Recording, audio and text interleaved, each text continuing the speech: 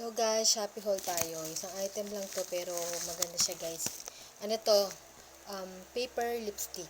Ayan, ganyan siya. May plastic pa siya dito. Naka-plastic pa.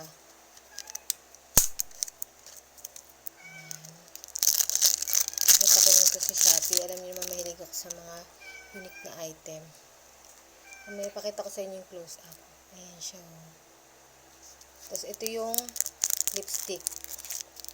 Literal na parang papel siya. 12 pieces to guys. 12 pieces. Ano lang pala to, foam lang. Foam lang. Tapos nakapatong to. Pakita ko sa inyo yung close-up. Yung itsura niya guys. Ayan.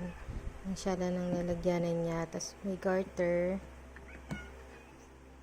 Ang ingay ng pusa ko.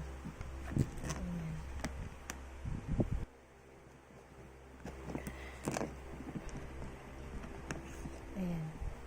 Tapos, ito yung paper. 12 pieces lang to guys. Ito foam lang siya. Diba kung nanonood kayo mga period drama, yung mga sinauna yung setup, pag mga Korean at saka Chinese drama, diba yung mga makeup na ginagamit ng mga Reyna, na Queen, diba yung mga ganito, yung parang papel, pag yung mga setup ng mga drama is yung sinaunang panahon. Kasi hindi pa naman uso noon yung mga bullet na lipstick. Kuha lang tayo ng isa. Ayan. Wala siyang amoy guys. Tapos ganyan siya. Tapos lalawayan nyo lang din yung labi nyo. Para kumulay siya.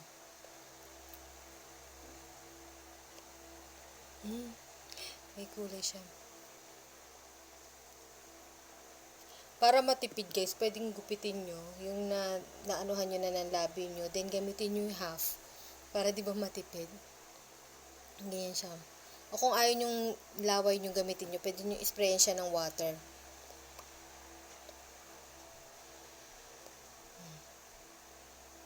Di ba yung mga napapanood nyo, di ba ganyan? Parang ginagano lang yung mga. Kasi meron na siyang lipstick. So, ayan guys, hinati ko siya. Tapos binasa ko. Tingnan natin kung mas makulay siya. Mas makulay pag binabasa. Mas makulay. Ayan. Ayan siya. Diba? Kakaiba siya, diba? So, ayan siya. Mas makulay siya dito, yung dito sa looban, kaysa yung dito. So, parang sa personal, dito kasi sa camera hindi masyadong kita.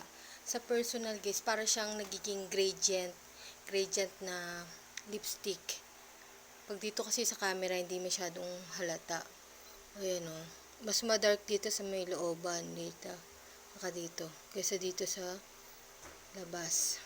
Ganun siya. Ayan. Tapos, inalawan ko yung kamay ko.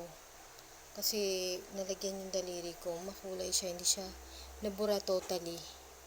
Ayan o. Tapos, medyo nakaka-dry nga lang to guys ng labi. Pwede naman ganyan.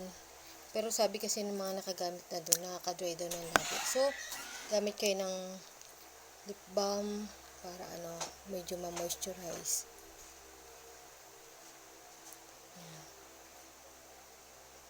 Ayan, binorder ko rin ito sa Shopee. Ang cute to. Ayan. Ang cute na ito guys. Ang cute ng packaging niya.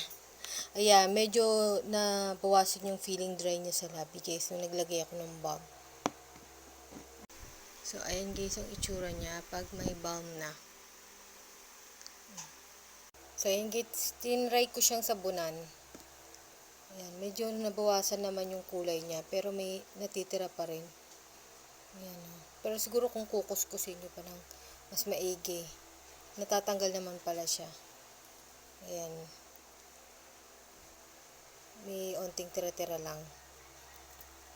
So, ayan guys lang ang haul ko for today. Lagay ko na lang dyan yung exact price nito guys, and then yung Shopee link niya, pati yung tsura ng shop niya, just in case gusto nyo rin i-try, bilhin tong aking hinol. Ayan.